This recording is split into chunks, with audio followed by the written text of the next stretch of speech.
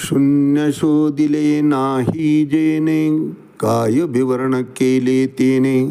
अज्ञानपणे फुगणे, गाढव जिने पशुचे. वर्णाकृती शून्याचार, हा नाही ज्या विचार. नघडे नघडे साक्षात्कार, सर्वथा तया नरा. आधीची शून्याची शोक वृत्ती केली, मग सद्वस्तू प्राप्त झाली अमृत. वेळ की बोलली बोलता नये, माऊली ज्ञानेश्वर महाराज की जय. एक तरी ओवी अनुभवावी या ज्ञानयज्ञात आपण श्रीमद भगवद्गीता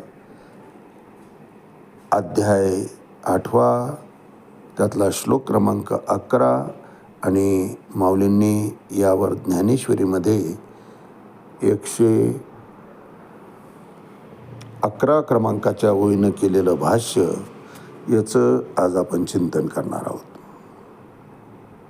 यदक्षरं वेदविदो वदन्ति, विशन्ति अद्यतयो वीतरागा. यदिच्छन्तो ब्रह्मचर्यं चरन्ति, तत्ते पदं संग्रहेन प्रवक्षे. अर्थात गुरु शिष्याचं आपण चिंतन करत आहोत. आजही गुरुकुल आहेत महाराज. कॉलेजमध्ये फक्त प्रवेश घेतला जातोय आणि ट्युशनचं गुरुजी मात्र वर्षभर त्या विद्यार्थ्याला शिकवतोय. कॉलेजलाही काही घेणं देणं नाही, विद्यार्थ्यालाही कॉलेजशी काही घेणं नाही. अशा वृत्तीनं जेव्हा ज्ञानार्जन होत आहे, तेव्हा ते ज्ञान केवळ व्यावसायिक ज्ञान ठरू शकतं. जीवाचा उद्धार त्या ज्ञानानं कधीच होणार नाही महाराज. पोटाची खळगी भरण्याकरता प्राप्त केलेलं ते ज्ञान आहे. गुरुजी आहेत ते गुरु नाही.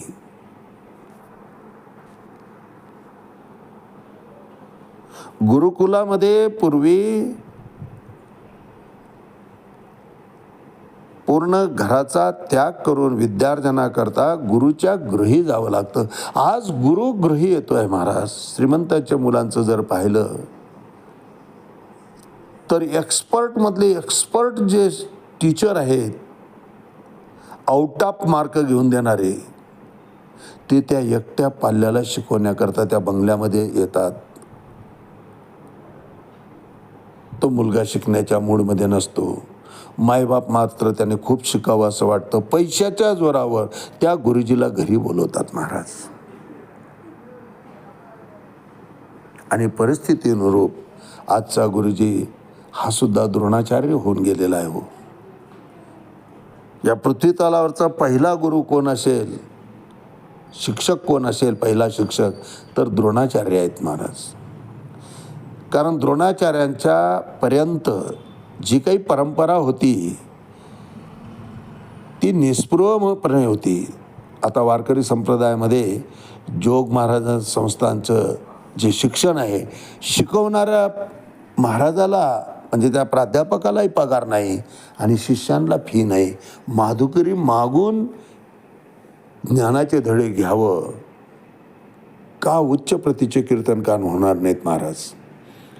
कारण ज्ञानदान करणाराही निष्काम भावनेतून करतोय आणि ज्ञानार्जन पूर्ण श्रद्धेनं करतोय. माधुकरी मागून शिक्षण घेणं साधी गोष्ट नाही महाराज. घरी माझे काय प्रॉपर्टी आहे, मी किती श्रीमंत आहे, हा सगळा अहंकार त्या ठिकाणी शून्य अवस्थेत येतो. हाच प्रकार गुरुकुलामध्ये होत होता. आणि त्यामुळं गुरुजीच्या उपदेशामध्ये दम होता महाराज. आणि उपदेशामध्ये दम तेव्हाच येतो जेव्हा त्या उपदेशकर्त्याची उपासना त्या उपदेशाप्रती असते. तितकी उपासना पाहिजे उपदेश करणाराची. नाहीतर लोका सांगे ब्रह्मज्ञान आपण कोरडा पाषाण. पेंटर भिंतीवर लिहित असतो रस्त्यानं स्लोगन,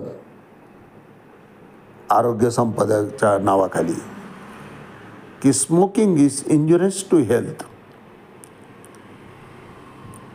स्वच्छ वळणदार मोत्याच्या सारख्या अक्षरानं तो लिहित असतो आणि ते लिहित असताना बिडीचा धूर आपणच सोडतो. काय परिणाम होईल महाराज? उपासना लागते. उपदेश करणाराची त्या उपदेशाप्रती उपासना लागते, तरच त्याचा परिणाम होत असतो. नाथबाबांकडं एक आई आपल्या बाळाला घेऊन आली. म्हणले, बाबा हा काही केल्या गुड खायचं सोडत नाही, काय सांगावं याला? सांगून टाकले, आपण काहीतरी सांगा. नाथबाबा हसले आणि म्हणले, 8 दिवसांनी या, मी सांगतो याच्यावरचा उपाय. 8 दिवसांनी ती माता पुन्हा आपल्या बाळाला घेऊन आली नाथबाबाकडं. नाथबाबा पुन्हा हसले, म्हणले, आणखी जरा 8 दिवसांनी या, मी निश्चित याच्यावरचा उपाय सांगतो.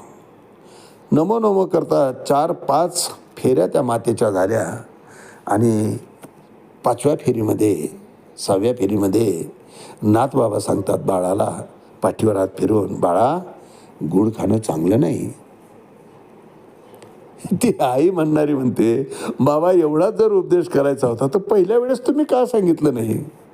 नाथबाबा त्या ठिकाणी सांगतात की त्याचं कारण आहे, मीही गूळ खात होतो, मी गूळ सोडला, सोडल्यानंतर त्याचे काय फायदे आहे हे मला अनुभवाला आले आणि मग तो आता अधिकार मला झाला की बाबा रे, अति गूळ सेवन चांगलं नाही. आधी केले मग सांगितले, हे तत्व गुरुजींच्या ठिकाणी असायचं महाराज. म्हणून गुरुकुलामध्ये उत्तम प्रकारचे शिष्य भक्त हे तयार होत होते. विरक्त अवस्था, संन्यस्त राहण्याचं, ब्रह्मचर्य पालनाचं त्यांना वेगळं सांगण्याची गरज पडत नव्हती.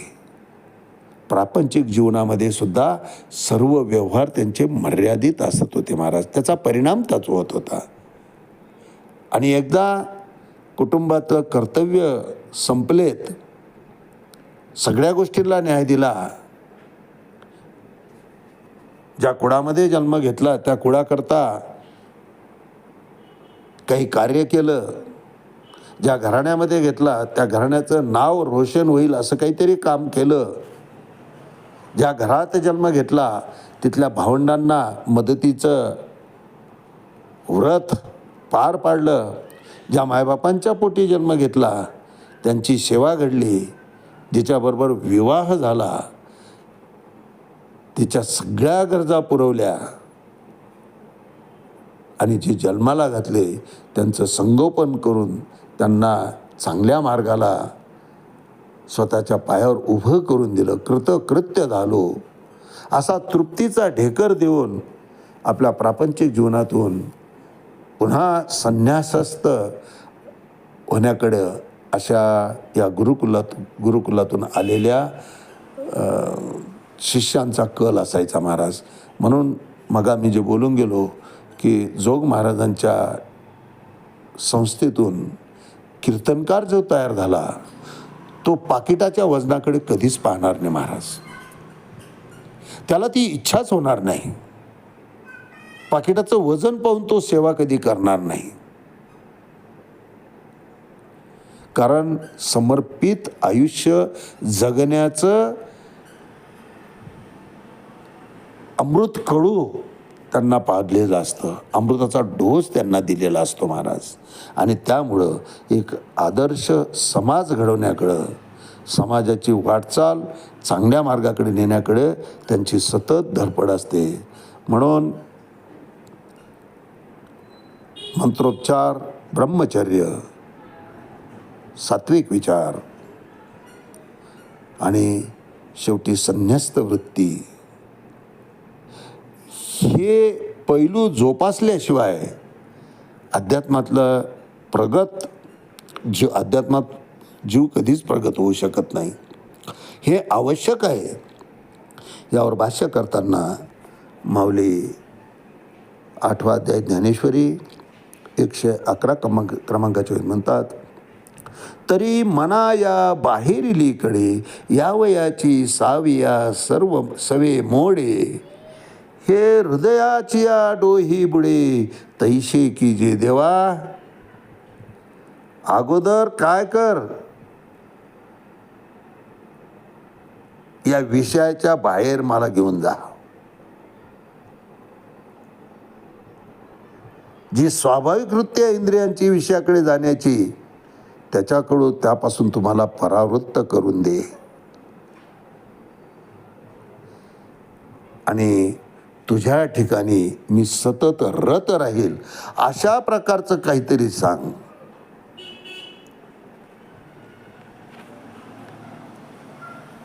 भगवंताने काही सांगितलं की त्या ठिकाणी विनवणी करूनच अर्जुनानं सांगितलेलं आहे. स्थितप्रज्ञ हो म्हणलं की अर्जुन म्हणत नाही लगेच की स्थितप्रज्ञ होण्याकरता काय करू.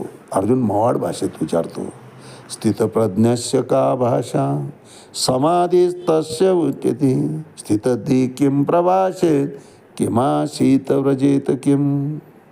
देवा सांगा मला. ते तर अर्जुन म्हणे, देवा हाचे अभिप्राव मज सांगावा.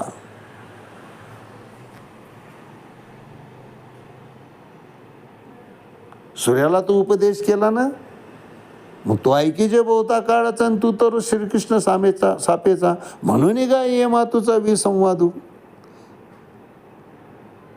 ते बीची देवा चरित्र तुझ्या आपण काहीच नाही जे सगळं माहीत असताना देवा मला तुझ्याविषयी काहीच माहीत नाही. अर्जुन म्हणतो, अज्ञानी झालेला आहे अर्जुन. सगळं माहीत असून कोरा झालेला आहे. तेव्हा कुठं ज्ञान भगवंताने प्रदान केलेलं आहे महाराज. अर्जुनाचं मागणं, अर्जुनाचं विचारणं हा गीतेमध्ये खरा चिंतनाचा विषय आहे महाराज. अर्जुन म्हणतो, तरी म्हणा या बाहेरीली कडे या वयाची साविया सवे मोडे हृदयाची आडोही बुडे ऐसे की जी. आज याच ठिकाणी थांबूया.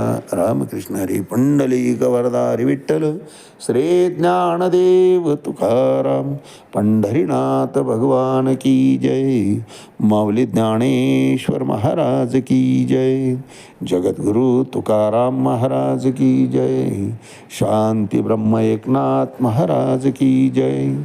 आदि शक्ती मुक्ताबाई की जय.